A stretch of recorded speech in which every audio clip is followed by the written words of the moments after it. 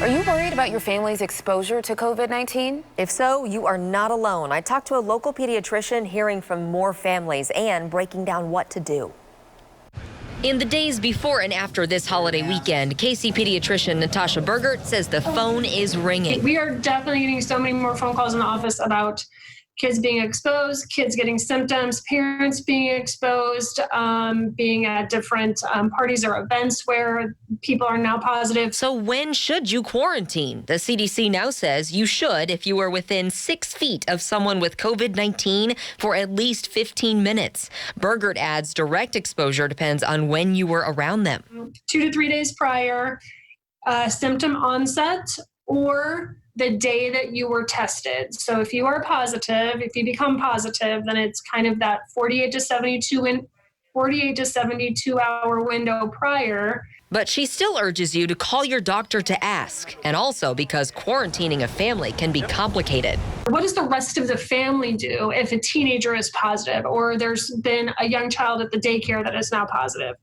And that's going to very much depend on how that person in your home can be cared for. Bergert says families also need to better understand guidelines for quarantine from the CDC. We had calls this weekend of parents who knew they were going to be needed to be in self-quarantine, for example, but were calling us from the grocery store. Right? And quarantine while caring for a child could mean weeks. Yes, but look at this one, Lindsay. This is if you have a kid at home, who is sick, look at all these days that the family's supposed to quarantine.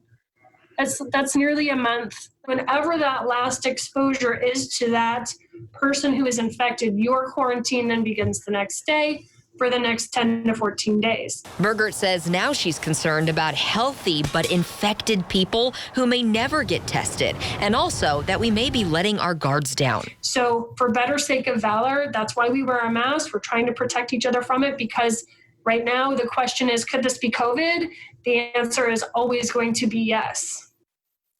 It's a lot to think about. We talk a lot more about family quarantine at kshb.com. For example, if a teen with mild or no symptoms and doesn't need direct care can be truly isolated in the home, that could mean a shorter quarantine for the rest of the family. But yeah, it could be weeks. We have links to the CDC calendars that spell out those different scenarios and more with Dr. Natasha Bergert. But also, she says if you're at all worried about possible exposure or symptoms, call your doctor or your kid's doctor and stay home until you know what you need to do.